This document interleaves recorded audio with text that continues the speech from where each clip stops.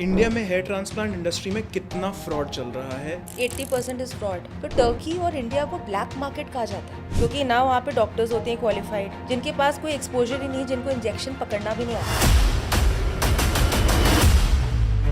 Generally क्या होता है कि बड़े घर ले लेते हैं ऑन रेंट, उनके अलग अलग रूम्स में ओटीज बना देते हैं। कम से कम जैसे 4 रूम्स हैं तो 8 ओटीज साथ साथ चल रही हैं। हर ओटी में 2-3 12th पास टेक्नीशियंस बैठे हुए हैं जो ट्रांसप्लांट करते हैं। बालों को लेकर रिश्ता कैंसिल हो गया, वो लोग आपके पास आए, उन्होंने बताया कि भाई बालों की वजह से मेरा रिश्ता नहीं हुआ। उसने मुझे डिवोर्स दे दिया because she got involve with somebody whom she found more attractive because he had hair. I think बाल एक चीज है जहाँ पे लड़कियाँ शायद रिजेक्ट कर दे, क्योंकि बाल आपकी लुक्स को एनहांस करते हैं। 25,000 में भी हेयर ट्रांसप्लांट हो रहा है, 2.5 लाख में भी हो रहा है। सेम टेक्निक, सिमिलर इंफ्रास्ट्रक्चर, फर्क क्या है? मैं आपको 2.5 लाख क्यों दूं? I have 2 words for these. Number 1 scam, number 2 बाकी। सलमान खान ने ट्रांसप्लांट कराया था आज से कई साल पहले दुबई में एक डॉक्टर से, जो कि पाकिस्तानी डॉक्टर है। I feel Indian surgeons are the best. उसके बाद अगर डोनर एरिया नहीं है, बॉल्डनेस बहुत ज़्यादा है, तो फिर क्या बॉडी हेयर यूज़ होंगे कि वो भी नहीं हो सकता? 50 इयर्स का पेशेंट है, वो अपने खुद की फोटोग्राफ 16 इयर्स की या 20 इयर्स की लेके आ जाता है कि डॉक्टर मुझे ऐसी हेयरलाइन चाहिए। बट लास्ट 10 साल में सबसे अच्छा ट्रांसफॉर्मेशन जो आपके नज़र में आया है, और वो ऑब्वियसली पब्लिकली रिवील नहीं हुआ। बॉलीवुड नहीं, क्रिकेट फील्ड में अगर आप देखें तो आई लाइक विराट कोहली। उन्होंने ये भी एडवाइस किया था कि शैम्पू मत यूज़ करिए, मैं पानी से बाल धोता हूँ। Specially man, because I deal with them, उनको कंडीशनर लगाना नहीं आता, वो कंडीशनर लेके ऐसे ऐसे ऐसे मालिश करने लग जाते हैं और ऐसे लगाते लाइक शैम्पू। इंडिया में हेयर ट्रांसप्लांट से लोग मर रहे हैं, क्या हुआ जिसकी वजह से डेथ हुई, और ये कितना रिस्की है? पर लोग Google is the doctor here, no doctor is not a doctor. हमारी डिग्री तो कुछ है ही नहीं, तो गूगल इज एवरीथिंग। क्या आपको पता है इंडिया में हर 2 में से 1 लड़का 30 साल की उम्र तक पहुंचते पहुंचते अपने बाल लूज करने लग जाता है, और उनमें से मैक्सिमम लोग गलत ऑयल लगा रहे हैं, गलत शैम्पूज यूज कर रहे हैं, गलत प्रोडक्ट्स यूज कर रहे हैं, ज्यादातर इंस्टाग्राम से इंस्पायर होके, क्योंकि सही इंफॉर्मेशन कोई देता नहीं। लेकिन आज वो बदले साल से हेयर ट्रांसप्लांट्स कर रही हैं, but statistically over 4500 hair transplants अपने खुद के हाथों से कर चुकी है। वो पहली इंडियन डॉक्टर हैं जो American board of hair restoration society में पहली बोर्ड मेंबर है। उनका नाम है Dr. Shalini Malhotra. Dr. Shalini, welcome to the show. It is an honor to have you here. Before we begin, there's this one thing that, it always has been on my mind when I started reading about your profile. Since you've been doing hair transplants for so long, being associated in skin and then getting into hair, and that too in the era where there were only male surgeons or trichologists. How did this entire journey happen? And I see that you're also an American board member of the Association of Hair Transplants in the US. So how did this all happen? How did you start doing this? Thank you, Tanay. It's a pleasure to be here in front of you and talking about my life and my journey. Okay, so life की जो सबसे सुंदर चीज़ें होती हैं, I think you would agree with me, that happens when it's not planned. So I think hair transplant happened with me in the same manner. So I was doing my post graduation from Safdarjung Hospital, MD, और last year में थी मैं, final year में. सो I was thinking कि private practice करनी है कि government job करना है, क्या करना है. उस टाइम पे मैंने अपने रिज्यूमे naukri.com में अपलोड किया था, and then this company, this European chain of company called DHI, they contacted me, और उन्होंने मुझे जॉब ऑफ़र की कि आपको 18 सिटीज़ ऑफ द कंट्री में फ्लाई करके हेयर ट्रांसप्लांट करना है and come back to the base centre which is in Delhi.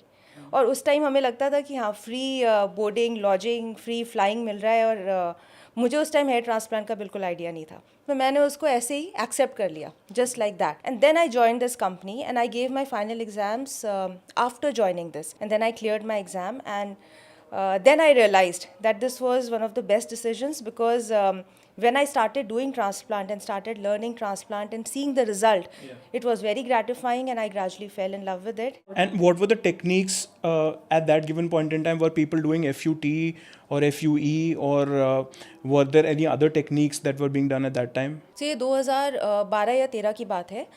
उस टाइम पे FUE और FUT दोनों होता था, लेकिन FUT भी आज के टाइम से ज़्यादा नंबर्स में होता था, लेकिन अब क्या है, gradually there is a shift towards FUE because people don't want to go through an invasive procedure like FUT।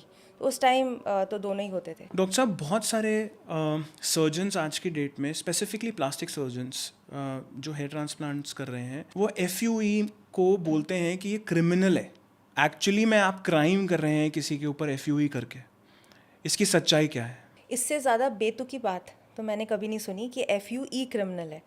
आप अगर मुझसे पूछें तो it's the opposite. FUT is a very invasive procedure. इसमें क्या होता है, आपके सिर के पीछे वाले एरिया में एक चीरा लगता है, there is a strip of skin which is cut and incised and taken out, and then a stitch, lot of stitches are given. जिस एरिया पे आप स्ट्रिप निकालते हो, patient ends up with a scar तो scar होता है, चाहे आपका सर्जन कितना भी एक्सपीरियंस्ड हो, वो आपको बहुत फाइन स्कार दे दे, लेकिन स्कार देगा एक लॉन्गिट्यूडनल, यहाँ से लेके एंड टू एंड स्कार रहता है। दूसरा क्या होता है कि उसमें एक खिंचाव रहता है टाइम के साथ, क्योंकि वहाँ की स्किन निकली है। आप जब वहाँ पे सूचर्स दोगे तो वो स्किन जब जुड़ती है, देर is a possibility you may have a feeling of traction around that area. Complications like bleeding, chances of infection, longer time taken to recover is more with strip technique compared to FUE. FUE आजकल follicular unit extraction नहीं, excision कहते हैं उसे, follicular unit excision। उसको ऐसे ही हम minimally invasive नहीं कहते। Compared to strip, this is a minimally invasive technique क्योंकि इसमें कोई incision नहीं लग रहा है, कोई stitches नहीं हो रहे। We are simply punching and extracting grafts from the back. Okay, एक एक करके हम ग्राफ्ट निकाल रहे हैं। छोटे छोटे होल्स होते हैं जो 1 वीक में हील हो जाते हैं, आसपास के बाल उग जाते हैं, कोई वहाँ पे आपको स्कार नहीं होता है, और and bleeding is less compared to strip technique, chances of infection is less, and recovery is also faster. And मैं नहीं बोल रही हूँ, आजकल क्लिनिक में पेशेंट्स खुद आके बोलते हैं कि डॉक्टर हमें FUE कराना है, हमें FUT नहीं कराना है। अगर मैं उन्हें ऑप्शन भी दूंगी आप स्ट्रिप करा लो तो मना कर देते लोग। दोनों में से जो जड़ है वो गायब किस में होती है हमेशा के लिए? कि आपने एक बाल निकाल दिया, एक्सट्रैक्ट कर दिया, कहीं और लगा दिया, तो वो बोलते हैं कि क्रिमिनल इसलिए है क्योंकि एक पर्टिकुलर टेक्निक के अंदर वापस वहाँ पे कभी भी बाल नहीं आएगा जहाँ से निकाला गया है। वो दोनों टेक्निक्स में नहीं आता। स्ट्रिप में भी जो स्ट्रिप ऑफ स्किन निकाल दी, उसके तो सारे बाल ले लिए और वो स्किन का जो एरिया है वो भी परमानेंटली निकल गया, तो वहाँ भी उस एरिया का there is loss of hair in that particular area. FUE में भी जो हम बाल निकालते हैं वो वापस नहीं आते क्योंकि हम जड़ों से निकालते हैं, लेकिन इसकी एक टेक्निक होती है। आपको पूरे बाल नहीं निकालने, आपके पूरे जो पीछे का हिस्सा है उसका आपकी पूरी लाइफ टाइम में 35 to 40% ही निकालना होता है। जो डॉक्टर्स बहुत ज़्यादा निकाल लेते हैं 8,000 10,000 बाल, वो पीछे फिर उनका एरिया ख़राब होता है। कई लोग कहते हैं कि कॉम्बिनेशन भी यूज़ करना चाहिए, FUT का भी और FUE का भी। ऐसा क्यों कहते हैं और इसकी क्या सच्चाई है? मैं इस चीज़ में बिल्कुल बिलीव नहीं करती हूँ। लोग ये इसलिए कहते हैं क्योंकि बेसिकली ये कौन कहेगा, ये प्लास्टिक सर्जन्स कहते हैं जो स्ट्रिप करते हैं। जो डर्मेटोलॉजिस्ट है या जो आजकल के सर्जन्स हैं जो FUE कर रहे हैं, वो इस बात को जानते हैं कि same amount of follicles FUE से निकल सकती हैं जो कि स्ट्रिप से निकलते हैं, लेकिन डिफरेंस ये होता है कि FUE में आपको एक की जगह हो सकता है 2 सिटिंग्स लेनी पड़े, लेकिन उतने ही फॉलिकल्स निकल जाते हैं। स्ट्रिप जो करते हैं वो इस चीज़ को, अपने स्ट्रिप को FUE टेक्निक के साथ घुसा देते हैं। ये पेशेंट को इस तरह कन्विंस करते हैं कि एक सिटिंग में हम आपके एक साथ ही खूब सारे बाल निकाल लेंगे, बट उसकी ज़रूरत क्या है? You be patient, go for 2 sittings जो 1 महीने के गैप में हो जाती हैं, and same amount of grafts निकलवाइए और कॉम्प्लिकेशंस भी नहीं होंगे। सो आई डोंट थिंक कि FUT, मैं पर्सनली FUT के फेवर में नहीं हूँ। बहुत सारे लोग बोलते हैं कि मुझे जॉन इब्राहिम जैसी हेयरलाइन चाहिए, शाहरुख खान जैसी हेयरलाइन चाहिए, रोनाल्डो जैसी हेयरलाइन चाहिए। और बहुत सारे लोग ये बोलते हैं कि ये पॉसिबल भी है जो सर्जन्स हैं। इसकी एक्चुअल सच्चाई क्या है? क्या एक्सपेक्टेशंस लोग ऐसे क्यों लेकर आ रहे हैं और किसने ये एक्सपेक्टेशंस सेट करी हैं और ये एक्चुअली में हो सकता है? अगर हेयर ट्रांसप्लांट सर्जरी अच्छे तरीके से किए जाए, एक एक्सपीरियंस सर्जन के द्वारा की जाए, तो आपको 90 to 95% पॉसिबिलिटी है कि नेचुरल हेयर जैसी आपकी डेंसिटी और लुक आपको मिल सके वापस। लेकिन आपको ये चीज़ समझनी है कि जो भगवान ने आपको डेंसिटी दी है, that can not be achieve by a human being. So वो 100% परफेक्शन तो नहीं आएगी, लेकिन अगर करेक्ट तरीके से किए जाए तो बहुत अच्छी ग्रेटिफिकेशन मिलती है पेशेंट को और बहुत अच्छे रिजल्ट्स आते हैं। फॉर एग्जांपल, आप सेलिब्रिटीज़ की बात कर रहे हैं, for example Hrithik Roshan, Aamir Khan, I know कि उन्होंने ट्रांसप्लांट कराया and you can't make out, you know. So there are many celebrities जिनके एक्चुअली में बहुत अच्छे रिजल्ट्स होते हैं. Here I would like to mention, जब आप स्ट्रिप की बात कर रहे थे, स्ट्रिप फेमस हुआ जब सलमान खान ने ट्रांसप्लांट कराया. सलमान खान ने ट्रांसप्लांट कराया था आज से कई साल पहले दुबई में एक डॉक्टर से, जो कि पाकिस्तानी डॉक्टर है, और उनका रिज़ल्ट उस टाइम पे अच्छा था, जो पर्सनली मुझे नहीं लगता. If you would ask me, Salman Khan की हेयर लाइन अगर आप देखें, एक तो बाल खड़े खड़े हैं, दूसरा मुझे उनकी हेयर लाइन इतनी नेचुरल नहीं लगती है, यू कैन मेक आउट. लेकिन उस टाइम जब उन्होंने कराया, उस टाइम उनका रिज़ल्ट अच्छा होगा. तो उन्होंने जिन जिनको रेकमेंड किया, they all went to him, and that time step got famous. He's 60 now. Can this be corrected? Correction of your baldness depends not on your age but on two factors. Number one, आप medically fit है कि नहीं. अगर आप medically fit है तो transplant 75 years तक भी किया जा सकता है, 80 ईयर्स तक भी किया जा सकता है. दूसरा, आपका डोनर एरिया कितना रोबस्ट है. अगर डोनर एरिया हेल्दी है, उसमें बाल हैं, तो क्यों नहीं कर सकते. I have lot of patients जो 70 एंड अबव हैं जो कराते हैं. डॉक्टर साहब, बॉडी के डोनर एरिया की क्या सच्चाई है? I have heard that a lot of people have been doing body and synthetic.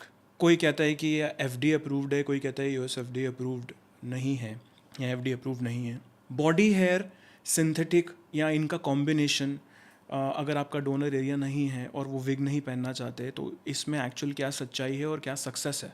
Body hair transplant तो एफडीए अप्रूव्ड है. एफडीए तो ड्रग्स को अप्रूव करता है, Correct. Right. Correct. So body hair transplant is a approved procedure by organisations और bodies which deal with hair transplant, like International Society of hair restoration Surgery. वहाँ body hair तो हम कर सकते हैं. जहाँ तक रिजल्ट्स की बात है, बॉडी हेयर के रिजल्ट्स उतने अच्छे नहीं आते हैं जितने स्कैल्प हेयर के आते हैं. क्यों? क्योंकि सपोज आप चेस्ट से ले रहे हो तो वो कर्ली बाल हैं, तो आपके स्कैल्प पे कर्ली आएंगे, फाइन आएंगे, डेंसिटी भी थोड़ी कम आती है.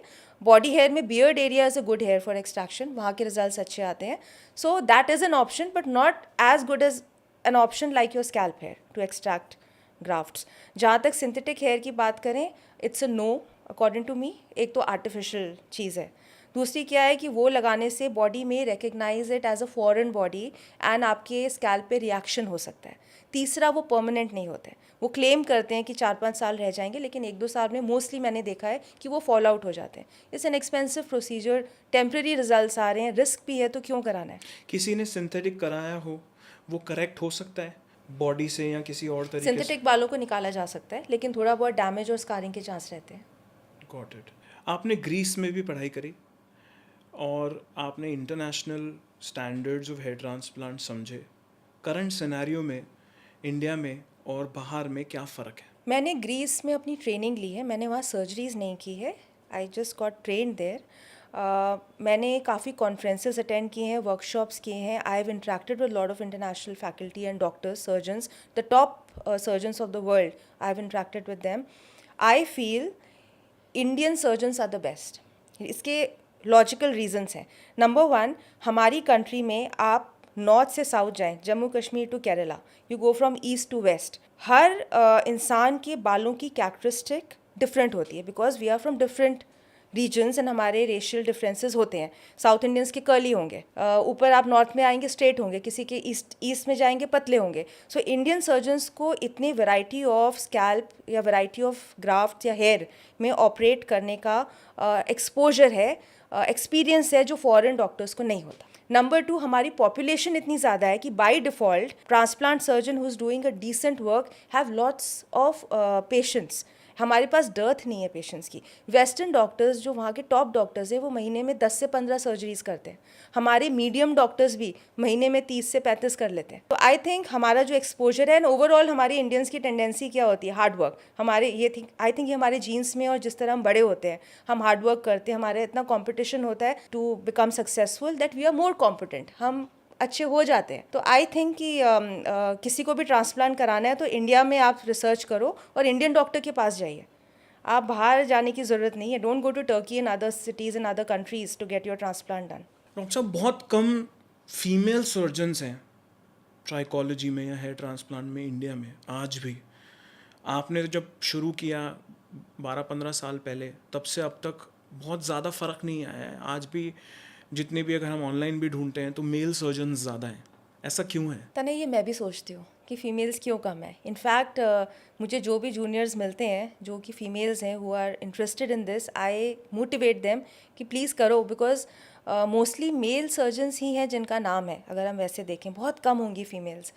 आई थिंक इसका रीज़न ये हो सकता है कि it's a very laborious job. You need to be fit and you need to concentrate on doing a very fine work for a long period of time. तो dropouts बहुत है. Females को क्या होता है कि अपनी फैमिली देखनी होती है, and then children, pregnancy, lot of these things happen, and then I think उसके बाद इस तरह का लेबोरियस जॉब कई बार वो नहीं कर पाती हैं.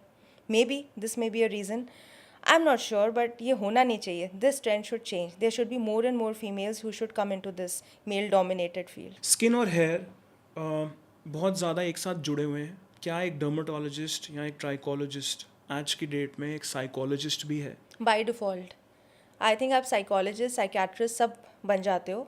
रीज़न ये है कि आप लोगों की लुक्स से डील कर रहे हो, और जिसके लुक्स ख़राब है कहीं ना कहीं वो आपकी मेंटल स्टेट पे इफ़ेक्ट करता ही है. बहुत सारे पेशेंट्स मेरे पास आते हैं जिनके बाल झड़ गए हैं, बॉल्ड हैं, वो वो on the verge of depression पे होते हैं या ऑलरेडी डिप्रेस्ड होते हैं. तो वो आपको वो स्किल तो शार्पन करनी पड़ती है, to actually counsel the patient. But yes, that is true, that's a fact.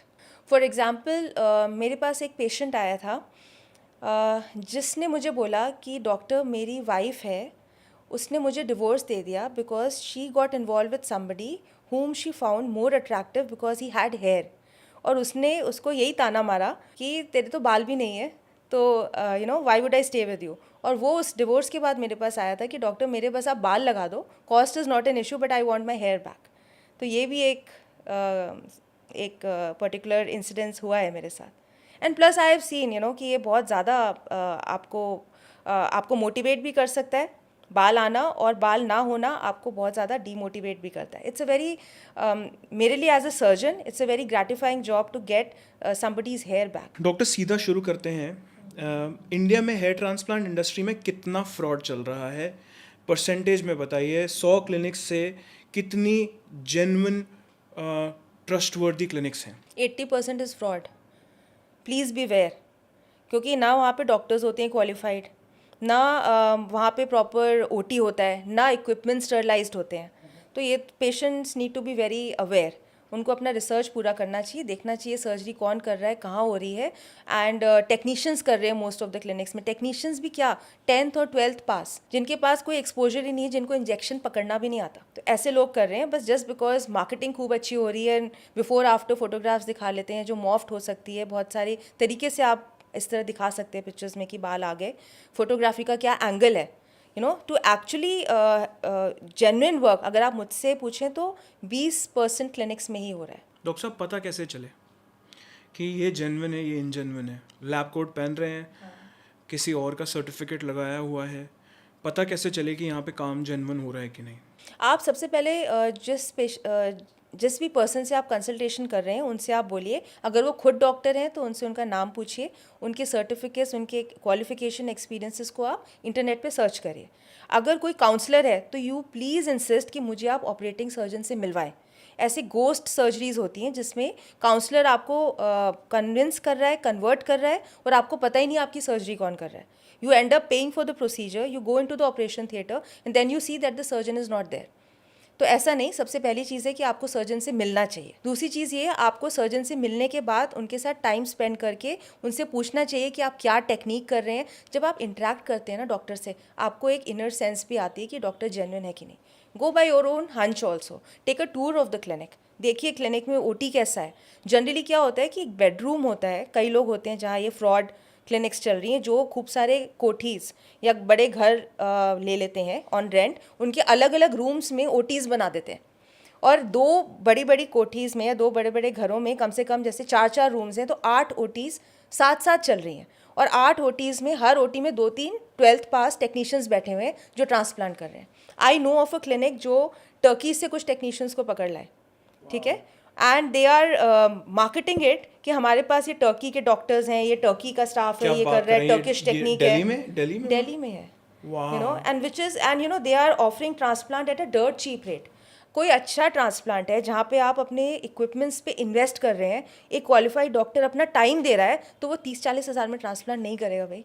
It's not possible. That doctor will charge for the labor, for the skill, for the equipment, for OT setup, for everything. तो patient has to please understand कि ये आप सिर्फ पैसों के basis पे या marketing देखकर, एक चकाचौंध देखकर आप अपने आप को एक सर्जरी के अंदर नहीं घुसा सकते. You can risk your life. You can risk your life if the surgery goes bad, your life is at stake. हालांकि ये बहुत सेफ सर्जरी है, I don't want to scare anybody, लेकिन आपको अवेयर रहना बहुत ज़रूरी है. कोई टेस्ट करते हैं हम पहले? जी, जैसे मैंने पहले बोला था कि मेडिकली फ़िट होना बहुत ज़रूरी है. तो आपकी ब्लड प्रेशर, डायबिटीज़ का टेस्ट होना चाहिए. आपको कोई और ब्लीडिंग डिसऑर्डर्स ना हो. तो कुछ HIV, हेपेटाइटिस, खूब सारे टेस्ट की हमारी लिस्ट होती है, तो वो टेस्ट करने ज़रूरी होते हैं. आंकड़े कहते हैं, स्टैट्स कहते हैं, जो मैंने पढ़ा कि आपने 4500 प्लस सर्जरीज करी हैं. क्या आपने किसी को कभी मना किया है, अपार्ट फ्रॉम द फैक्ट कि वो मेडिकली फिट नहीं है, बट आपने कभी किसी को मना किया है, और किया है ना करने के लिए कोई सर्जरी, तो उनको कैसा लगा? मैं मना तभी करती हूँ अगर डोनर एरिया सफिशेंट नहीं है. डोनर एरिया मतलब आपका एरिया जहाँ से हम ग्राफ्ट निकाल रहे हैं, अगर वो एरिया ही वीक है तो नो मैटर हाउ मैजिकल और क्वालिफाइड योर सर्जन इज़ और कितना भी टेक्निक अच्छा करें, आपका रिजल्ट नहीं आएगा. एक ये है. दूसरा, अगर मुझे लगता है कि पेशेंट इरिटेट करेगा, पेशेंट बाद में, कई पेशेंट्स होते हैं जिनके लिए आप चांद तारे भी ला दो वो सेटिस्फाइड नहीं होते. तो I basically try to avoid such patients rather than venturing and just for money sake just saying yes हाँ मैं कर दूंगी ट्रांसप्लांट. ऐसा मैं अवॉइड करती हूँ. तीसरा, मेडिकली फिट होना ज़रूरी है. कुछ मेडिकल प्रॉब्लम है आपको तो ट्रांसप्लांट का रिस्क नहीं लेना चाहिए. क्या ग्रेड्स हैं बालों के? कुछ एक कहते हैं कि ग्रेड 1 है, ग्रेड 2 है, ग्रेड 3 है. कौन से ग्रेड तक कर सकते हैं, कौन से ग्रेड में आप छोड़ देते हैं कि नहीं कर पाएंगे? नॉरवुड की एक क्लासिफिकेशन होती है of baldness. Stage 1 to stage 5 या 6 तक जाती है वो. अभी 7 तक भी है लेटेस्ट क्लासिफिकेशन में. उसमें हम इनिशियल ग्रेड्स, जब आपका डोनर एरिया इंटैक्ट है, जो एडवांस्ड ग्रेड होता है उसमें आपका जो पीछे का हिस्सा है वो बहुत कम हो जाता है, बहुत हल्का हो जाता है. तो ऐसे ग्रेड में हेयर ट्रांसप्लांट अवॉइड करना चाहिए. So initial maybe up to 4 and in some cases up to 5 stage we can go for transplant. उसके बाद अगर डोनर एरिया नहीं है, बॉल्डनेस बहुत ज़्यादा है, तो फिर क्या बॉडी हेयर यूज़ होंगे कि वो भी नहीं हो सकते? बॉडी हेयर यूज़ हो सकते हैं, लेकिन बॉडी हेयर की भी लिमिटेशन है. कोई अनलिमिटेड सप्लाई नहीं है कि आप इतना बड़ा एरिया कवर कर लें. ग्रेड 6 जो आप बोल रहे हैं वो तो यहाँ से लेकर पीछे तक है, तो उसमें बॉडी हेयर आपको सेटिस्फैक्शन नहीं देंगे. लगाने को लगा सकते हैं. औरतों में, फीमेल्स में क्या होता है? फीमेल्स में भी बॉल्डनेस होता है, लेकिन वो अलग तरीके से प्रेजेंट करता है. एक फीमेल जिसको बॉल्डनेस है वो कम्प्लीटली कभी आपको बॉल्ड नहीं मिलेगी. उसके बेसिकली थिनिंग होती है, या तो ये जो पार्टिंग का हिस्सा होता है वो थिन हो जाएगा, या सामने वाला एरिया थिन हो जाएगा. तो इसमें ट्रांसप्लांट कर सकते हैं. I have a special training for doing unshaven transplant specially for women. तो इसमें हम शेव नहीं करते हैं and it can be done. And जैसे बहुत ब्रॉड माथा है किसी का, और उसकी थोड़ी सी ही फीमेल की रिसीडिंग हेयर लाइन है, तो वो केसेस भी बहुत आते हैं कि इट इज़ अवॉइडेबल. आप कहते हैं कि नहीं करवाने की ज़रूरत नहीं है इसमें. देखिए, मैं ना किसी पेशेंट को ये नहीं कहती ट्रांसप्लांट कराओ. मैं पेशेंट को ये कहती हूँ कि अगर आप मिरर में देख रहे हो, अगर आपको लग रहा है कि हाँ मैं गंजा हूँ या मैं बॉल्ड हो रही हूँ और आपको नींद नहीं आ रही और आप डिस्टर्ब्ड हैं, तो मैं आपको हेल्प करूँगी ट्रांसप्लांट करके. I can get your hair back. But if you are completely bald and you are happy with your look, तो I will not tell you to get a transplant done. But हाँ, ये तो हो गया कि मैं क्या सजेस्ट करती हूँ. बट पेशेंट को अगर रिक्वायरमेंट है, फीमेल पेशेंट को हेयरलाइन ऊपर है, तो हम ट्रांसप्लांट कर सकते हैं. ये ऑप्शन है बहुत अच्छा. और क्या उम्र से भी फीमेल्स के अंदर बाल कम होते हैं कि ऐसा कुछ स्पेसिफिक नहीं है? सो आफ्टर मीनोपॉज थिनिंग ज़्यादा होती है, बिकॉज हमारी बॉडी में हार्मोनल शिफ्ट आता है in every female. Then females who are having PCOD, thyroid disorders हैं, या जिनके जीन्स हैं बॉल्डनेस के, उनमें भी थिनिंग हो सकती है. तो आपको बेसिकली मेडिकल जो कंडीशंस हैं उनको रूल आउट करना चाहिए. अगर वो डिरेंज्ड है उसको करेक्ट करिए, and then still medical treatment के बाद भी थिनिंग है तो उन रूट्स को हेयर ट्रांसप्लांट से रिस्टोर किया जा सकता है. किसी को अगर हेरिडिटरी हेयर लॉस है, तो एक सर पर अगर सपोज 24-25 साल तक काफ़ी बाल उड़ गए हैं, तो कितने साल तक ये हो सकता है और कितनी बार हो सकता है? मैं आपको बहुत ऑब्जेक्टिवली बता रही हूँ क्योंकि इसके बहुत सारे अलग अलग सिनारियोज होते हैं. बट अगर हम क्रिस्प तरीके से बात करें, अगर डोनर एरिया अच्छा है और आप 25-26 ईयर्स के हैं, तो आपकी पूरी लाइफ में 3 से 4 बार हेयर ट्रांसप्लांट हो सकता है, जिसमें हम आपके स्कैल्प से भी बाल निकालेंगे और आपके beard and if required chest से भी निकाल सकते हैं. बॉलीवुड में आपने कई नाम तो ले लिए, सलमान सर का नाम भी ले लिया, बट लास्ट 10 साल में सबसे अच्छा ट्रांसफॉर्मेशन जो आपके नज़र में आया है और वो ऑब्वियसली पब्लिकली रिवील नहीं हुआ बट फिर भी दिखा है लोगों को, वो आपकी नज़र में किसका हुआ है? बॉलीवुड नहीं, क्रिकेट फील्ड में अगर आप देखें तो आई लाइक विराट कोहली। काफ़ी ग्रेजुअल और उन्होंने इस टाइम पे कराया कि ज़्यादा कुछ पता नहीं चला किसी को। बहुत ज़्यादा बॉल्डनेस में आप कराओ तो वो दिखता है। उन्होंने शायद थोड़ी हेयर लाइन रिसीड हुई थी, फिर उन्होंने कराया, तो it was a decision taken at the right time and the result is nice. क्या लोग रेफरेंस फ़ोटो लेकर आते हैं कि मुझे शाहरुख खान जैसा हेयरलाइन चाहिए? आज भी आपके साथ होता है? मैंने ऑल्दो ये सवाल तो पूछा आपसे, बट कोई स्पेसिफिक रेफरेंसेस लेकर आते हैं लोग? मतलब do you find that actually happening in your OPD? ये तो बहुत ही फ़नी एक सिनेरियो है, किसी और का तो कम सेकेंड। वो क्या करते हैं कि कोई 50 इयर्स का पेशेंट है, वो अपने खुद की फ़ोटोग्राफ 16 इयर्स की या 20 इयर्स की लेके आ जाता है कि डॉक्टर मुझे ऐसी हेयरलाइन चाहिए, विच इज़ फ़नी, क्योंकि हम नॉर्मली जिसको बॉल्डनेस नहीं भी है वो 20 साल की हेयरलाइन और 60 साल की हेयरलाइन में फ़र्क होता है। तो definitely I think most of the patients, 80% of patients वो अपनी पॉकेट से फ़ोटो निकालते हैं, वो अगर 40, 50, 60, 70s में भी है, कि मैं ऐसा दिखता था, मुझे ऐसी हेडलाइन चाहिए। और क्या That वो happens. वो it might sound funny but for a patient it is like the most emotional thing, because उनको उड़ गए हैं बाल और शायद लाइफ का वो कॉन्फिडेंस लेवल उस टाइम पर सबसे, is it actually possible to really get very close to the photograph that they're showing? See, you have to tell the patient what is realistic. Like I have mentioned, God given density तो possible ही नहीं है, लेकिन hair transplant से बहुत बढ़िया density आती है, baldness चली जाती है, नहीं नज़र आती है आपकी baldness. So yes, that is possible, but हाँ, एज के अकॉर्डिंगली हेयर लाइन और डेंसिटी दी जाती है। At 60 you can't have a 20s density and hair line. SRK के एक्चुअली में बाल नेचुरल हैं? उन्होंने एक इंटरव्यू में पब्लिकली बोला था कि मैं शैम्पू भी यूज़ नहीं करता, पानी से बाल धो। I don't know if that was funny कि, but was this actually real advice that he was मैं गिविंग? आपको एक चीज़ बोलूँगी, शाहरुख खान का मिस्ट्री है to all of us, I think all the surgeons. I don't think कोई भी श्योरिटी से कह सकता है, लेकिन एक चीज़ मैं श्योरिटी से कह सकती हूँ कि वो हेयर ट्रांसप्लांट नहीं है। Could be a patch, but hair transplant तो नहीं है। It's either his own hair और अ पैच। उन्होंने ये भी एडवाइस किया था कि शैम्पू मत यूज़ करिए, मैं पानी से बाल धोता हूँ। ये एडवाइस माननी चाहिए? नहीं नहीं ये बिल्कुल नहीं माननी चाहिए। आप बाल क्लीन नहीं करेंगे तो वैसे ही इन्फेक्शन से बाल टूट जाएंगे। डेफिनेटली आपको वॉश करना चाहिए। मैं तो पेशेंट्स को कहती हूँ रोज़ करो या एक दिन छोड़ के एक दिन करो, यू मस्ट वॉश।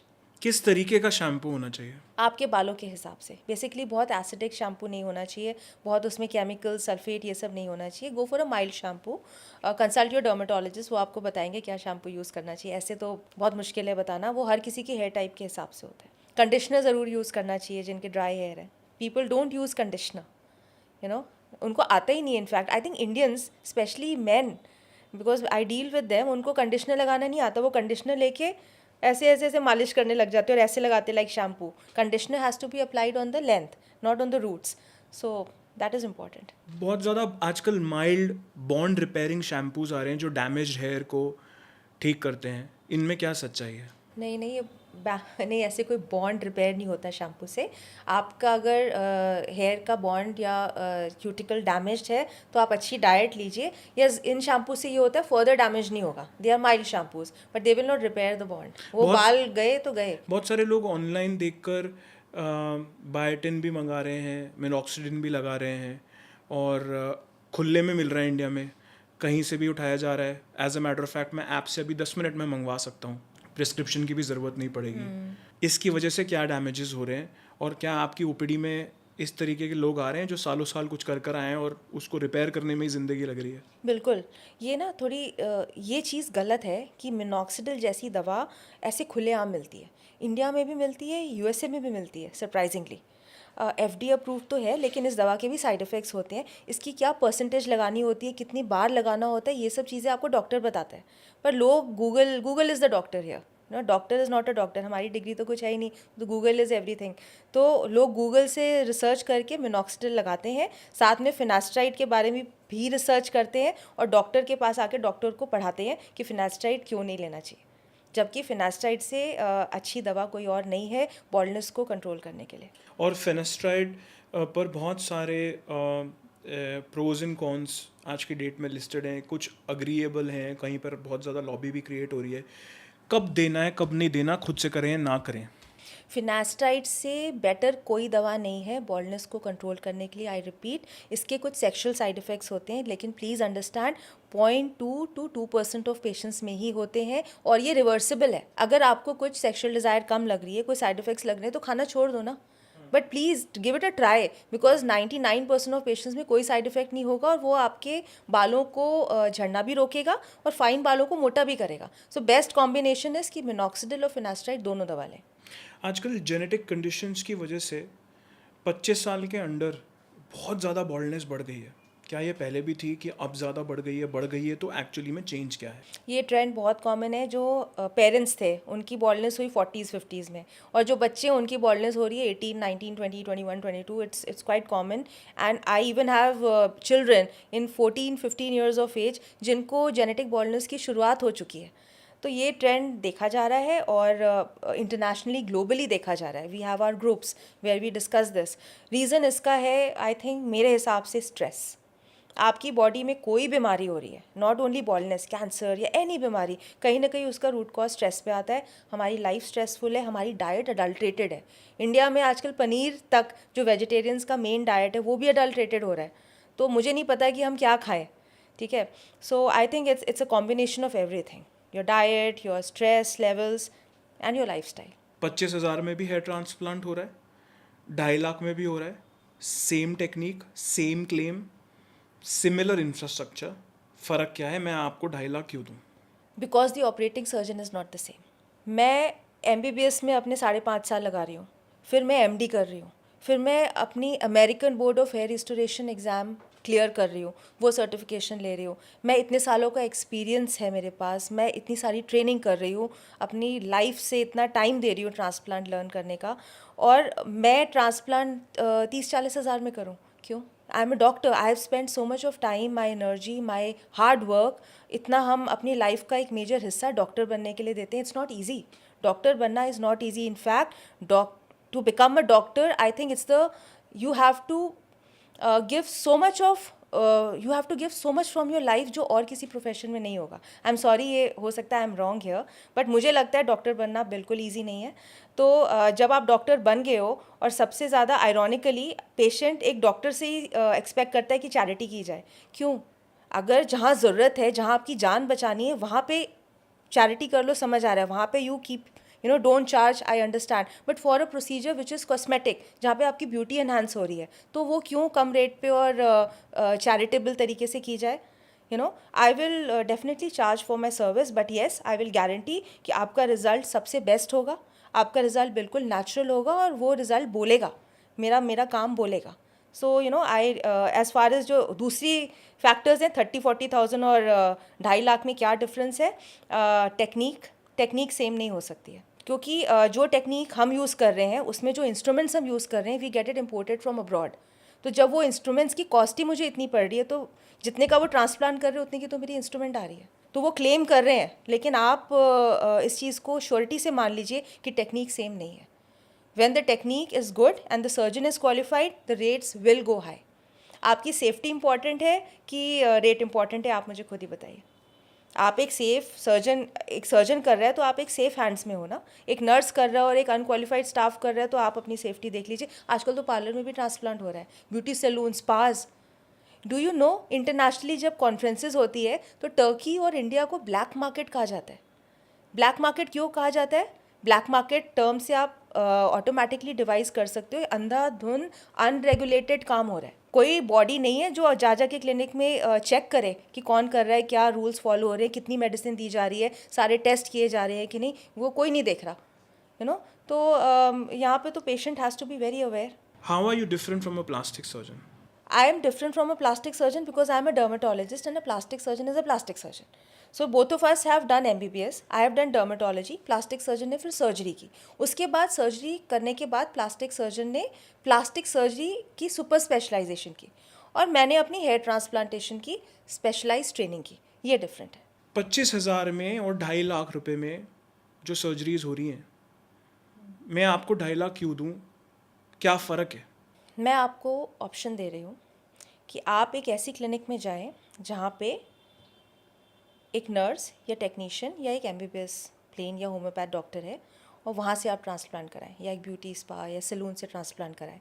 और मैं आपको दूसरा ऑप्शन दे रही हूँ कि आप मेरे पास आएँ, जहाँ पे मैंने अपनी 5.5 ईयर्स की MBBS, 3 ईयर्स की post graduation from Safdarjung hospital, मेरा 15 ईयर्स का एक्सपीरियंस इन हेयर ट्रांसप्लांट, मैंने American board of hair restoration surgery से सर्टिफिकेशन ली है। So let me tell you कि अभी आज तक के सिनारियों में इंडिया में कोई सर्टिफाइंग बॉडी नहीं है या कोई ऐसा एग्ज़ाम नहीं है जिससे आपको हेयर ट्रांसप्लांट की डिग्री मिल सके। तो मैंने भी काफ़ी एक्सप्लोर किया था। I wanted some Indian body to give me a degree of hair transplant which was not there. So ultimately there is, I found out कि सिर्फ एक ही बॉडी है which is American board of hair restoration surgery, जो कि globally जो hair transplant surgeons है उनको एक स्टैम्प देती है कि ये हेयर ट्रांसप्लांट करने के लायक हैं या क्वालिफाइड हैं, प्लस एक रेगुलर ऑडिट पे रखती है। आपको पता है मेरा हर केस आज भी अमेरिकन बोर्ड में जाता है ऑडिट के लिए। मेरी हर 10 साल में मेरी सर्टिफिकेशन रिन्यू होती है। मैंने अभी एग्ज़ाम दिया है after completing my 10 years in the American board as being a diplomate of American board of hair restoration surgery. I just gave my exam again. मेरे ऊपर एक डंडा है, मैं कोई काम ख़राब कर ही नहीं सकती हूँ। ओके, प्लस इसके ऊपर जो मैं अपने इंफ्रास्ट्रक्चर पे इन्वेस्ट कर रही हूँ, this is a procedure which is a luxurious procedure, you know. Patient wants to look good, and beauty कब आता है, जब आपका रोटी कपड़ा मकान फुलफिल हो गया, then you want to look beautiful, then you're coming to me.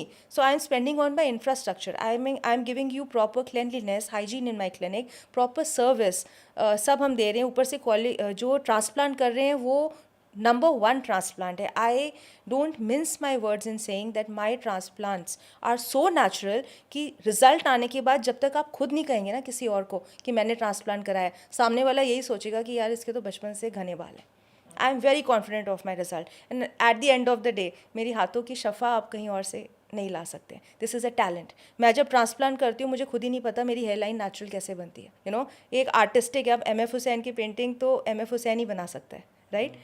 I'm not praising myself. I just want to tell you that sometimes even I am surprised that my results are so natural. How is it possible? You know, so ये factors हैं. You are paying for this. You're paying for my time, my expertise, my my commitment to you. And plus मेरी पूरा staff, मैं ही नहीं, मेरा पूरा staff committed है आपको बेस्ट रिजल्ट्स देने में, बेस्ट सर्विस देने में, और आपकी सेफ्टी को हम प्रायोरिटी पे रखते हैं। then I leave it to you. You get it done in 25,000, 30,000, you come to me and pay a decent amount. हम लूटने नहीं बैठे हैं, हमको एग्जॉर्बिटेंटली नहीं चार्ज करते हैं, जबकि मैं कोट कर सकती हूँ। मैं उतना ही चार्ज करती हूँ जितना एक सेलिब्रिटी भी करा सके और एक कॉमन मैन भी अफोर्ड कर सके। Plus we offer EMI option as well. बहुत सारे डॉक्टर्स जिन्होंने अपने हाथों की शफा को इतना पक्का कर लिया है कि वो एक्चुअली में MF हुसैन बन गए हैं। 25 लाख, 30 लाख, 40 लाख रुपए का हेयर ट्रांसप्लांट कर रहे हैं। उनमें और आप में क्या फ़र्क है? उनमें ये फ़र्क है कि वो बिजनेस पर्सनस बन गए और मैं अभी तक डॉक्टर हूँ। मेरे लिए मेरा काम इम्पॉर्टेंट है, मेरे लिए लोगों के मुंह पे स्माइल देखना इम्पॉर्टेंट है, एंड शायद दूसरों के लिए पैसा ज़्यादा इम्पॉर्टेंट हो, मे बी। एंड मार्केटिंग ज़्यादा करते हैं वो, काम कम करते हैं। मैं अपनी पूरी सर्जरी खुद अपने हाथों से करती हूँ, और जहाँ मैं पूरी नहीं कर सकती वहाँ मेरी टीम मुझे हेल्प करती है, लेकिन इम्प्लांटेशन जो लगाने का है वो मैं अपने हाथों से ही लगाती हूँ, क्योंकि मुझे खुद पे ही भरोसा है इस चीज़ पे। सबसे बुरा रिजल्ट जो आपने कभी किसी का फिक्स किया है, करेक्ट किया है, डॉक्टर का नाम ना लें, बट अगर कोई केस हो आप हमें बता पाएँ कि एक्चुअली में क्या हुआ था? बुरे रिजल्ट की तो ना इंडियन मार्केट में बाहर है। ऐसे रिजल्ट्स आते हैं जो कि अच्छे खासे इंसान को एलियन बना देते हैं। अभी 3-4 दिन पहले एक पेशेंट आया था जिसकी हेयरलाइन यहाँ तक आई हुई थी और ऐसे झूले की तरह यूँ, एंड दूर दूर दूर दूर बाल लाइक कैक्टस की तरह उगे हुए थे।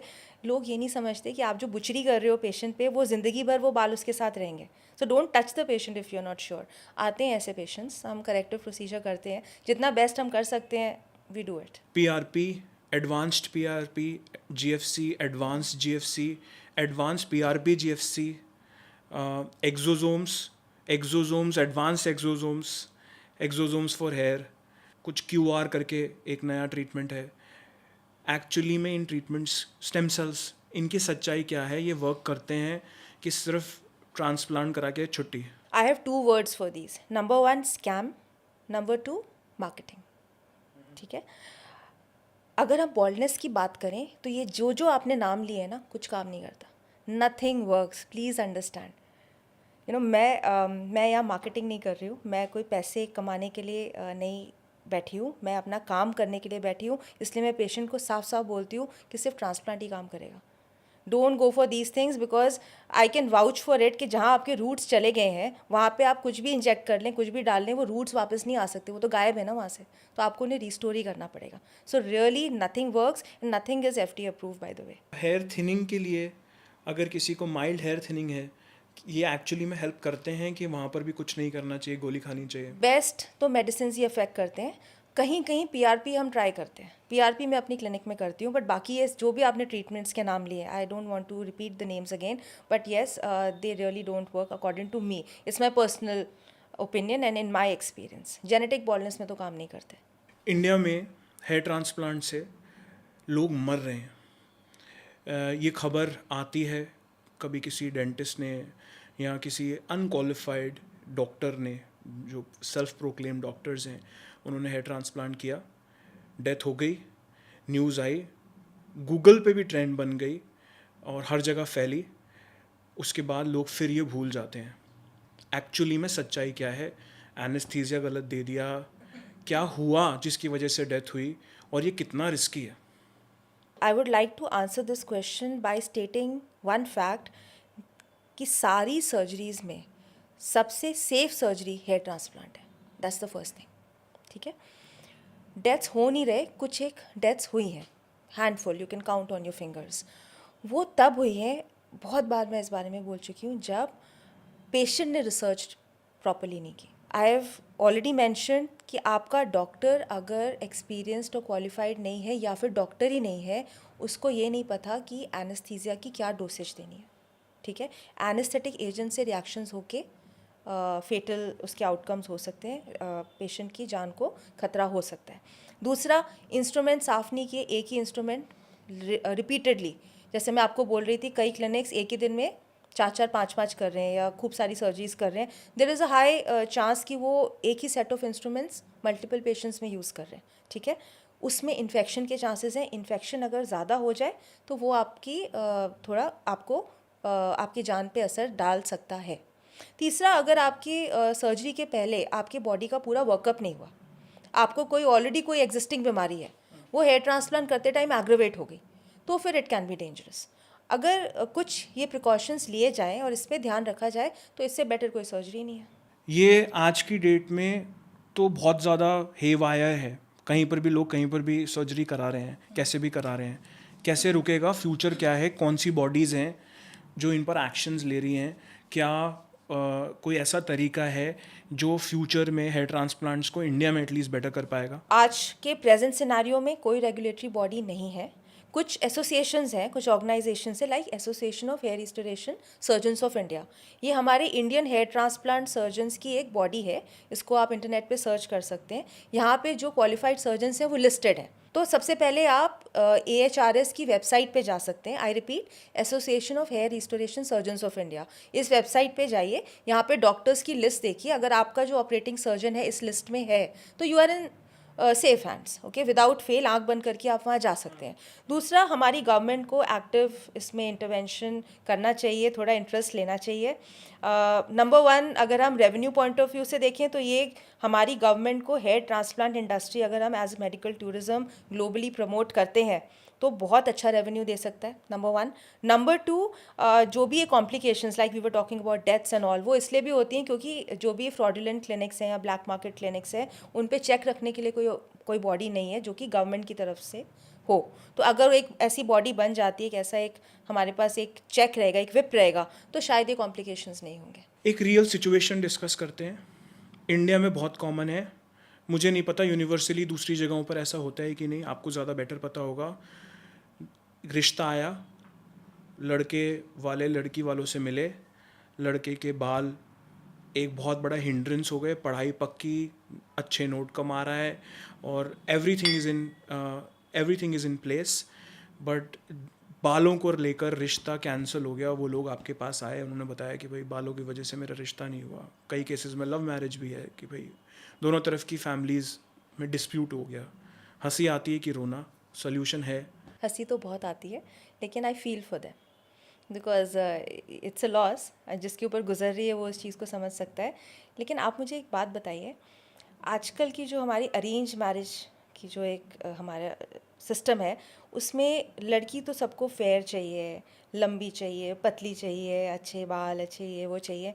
लड़कों को जज करने के लिए क्वालिफिकेशन और कितना कमा रहा है, उसके अलावा अगर हम लुक्स पे जाएं, लड़कियां मोरलेस एडजस्ट कर लेती हैं। आई थिंक बाल एक चीज़ है जहाँ पे लड़कियां शायद रिजेक्ट कर दें, क्योंकि बाल आपकी लुक्स को एनहांस करते हैं। लोग कहते हैं कामयाब मर्द के पीछे एक औरत का हाथ होता है। मुझे लगता है कि मेल्स की लाइफ में एक इम्पोर्टेंट आदमी भी होता है जो उनका बार्बर है। यस। बार्बर्स इस देश में सबसे ओवर कॉन्फिडेंट प्रोफेशनल्स हैं। आई डोंट नो आप ये बात मानते हैं कि नहीं। बिना किसी भी डिग्री के, बिना किसी भी लाइसेंस के, फुल डायग्नोसिस, फुल ट्रीटमेंट, बाल जो उनके लोगों के उड़ रहे हैं उसकी भी उनके पास प्रॉपर इलाज है, देसी इलाज है, बहुत कॉन्फिडेंट हैं। तो उनकी मेडिकल एडवाइजेस की वजह से कितना नुकसान देखते हैं आप अपनी ओपीडी सबसे में? पहले तो जितने भी बाबर्स हैं उनको मेरा शत शत प्रणाम, क्योंकि ये बहुत ही मेजर रोल प्ले करते हैं। ये क्या, इनकी बात पेशेंट ज़्यादा सुनता है और डॉक्टर को बिल्कुल कुछ नहीं समझता है। और डॉक्टर, ये जो बाबर है, ये बिना MBBS डिग्री के भी हमसे बड़े हैं।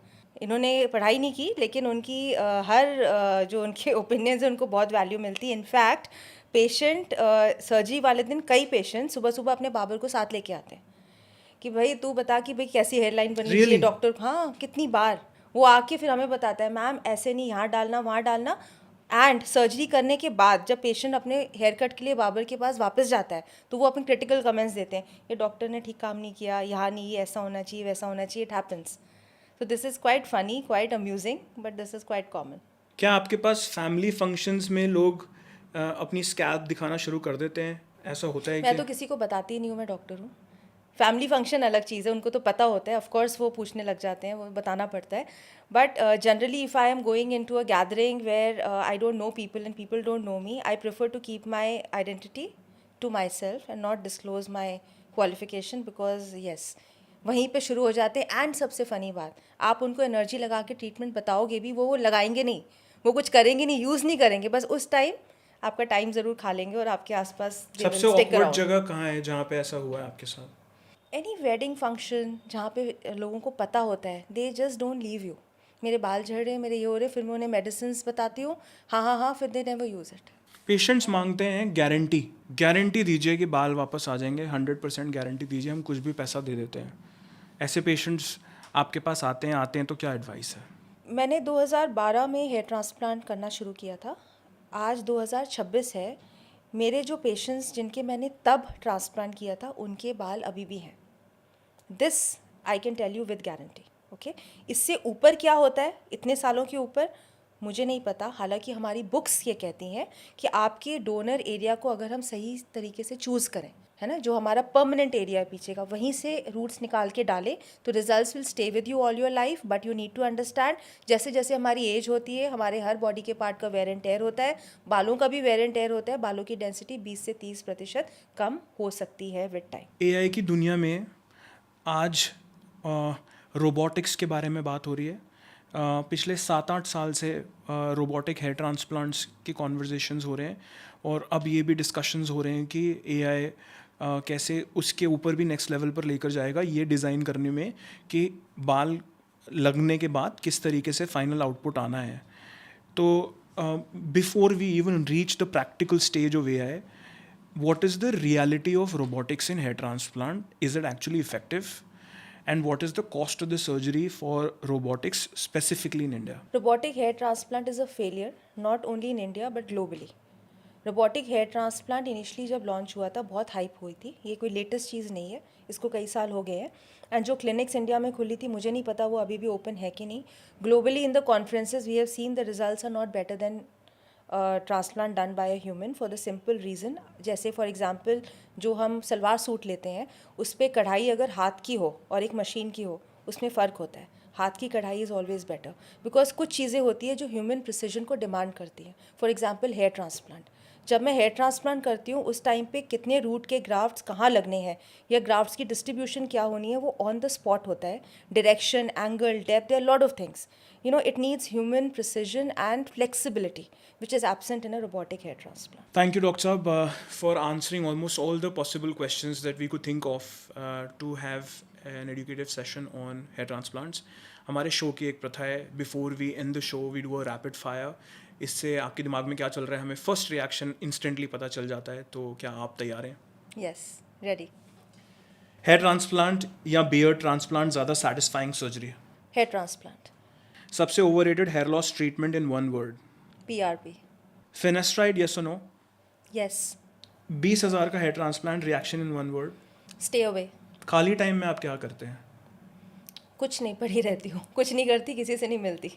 एक चीज़ जो गूगल बिल्कुल गलत बताता है हेयर लॉस के बारे में? 2 चीज़ें.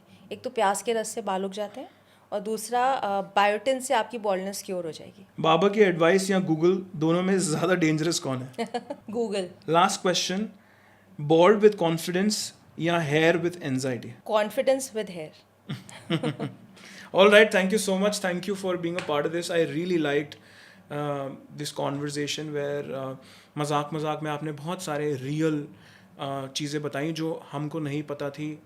सोशल मीडिया के काफ़ी विपरीत आंसर्स दिए गए हैं. So I hope the audience understands the actual truth behind hair loss, and I'm really grateful that you came here for this show. Thank you, Danay. Thank you for having me here. I enjoyed every moment spent here and I had a great time. Thank you. अगर आपने ये episode पूरा देखा है तो एक काम ज़रूर करिए, अपना इंस्टाग्राम खोलिए.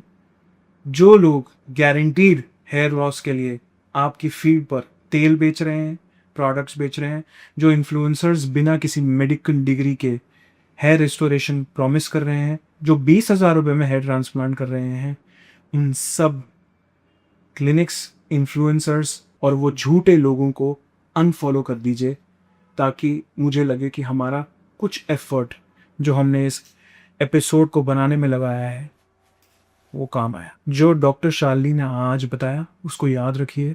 कोई भी तेल, कोई भी शैम्पू, कोई भी प्रोडक्ट जो डेड हेयर फॉलिकल्स हैं, स्पेसिफिकली जो जेनेटिक रीजंस की वजह से बॉल्डनेस हो गई है, उन एरियाज में बाल को वापस नहीं उगा सकता. और जो डॉक्टर आपको पर्सनली एग्जामिन करे बिना आपको किसी भी तरीके की ट्रीटमेंट रेकमेंड करे, वो डॉक्टर नहीं, एक बिजनेसमैन. अपना टाइम, अपना पैसा और अपना भरोसा सही जगह लगाइए. ये एपिसोड अपने सारे दोस्तों को भेजना जो आज भी रिलाई कर रहे हैं वो इंस्टाग्राम की रील्स पर. उन्हें बचाना आपकी जिम्मेदारी है. ऐसे और इंटरेस्टिंग कॉन्वर्जेशंस के लिए चैनल को सब्सक्राइब ज़रूर कर लीजिए, बेल आइकन प्रेस कर दीजिए, लाइक कर दीजिए, शेयर कर दीजिए उन सब लोगों के साथ जिनको ये वीडियो देखने की ज़रूरत है. अपना फीडबैक और गेस्ट रिकमेंडेशंस भी आप कमेंट करके बता सकते हैं. मैं हूँ तनय तुलसानी. मिलते हैं ऐसे ही एक और शानदार एपिसोड में. तब तक के लिए जय हिंद.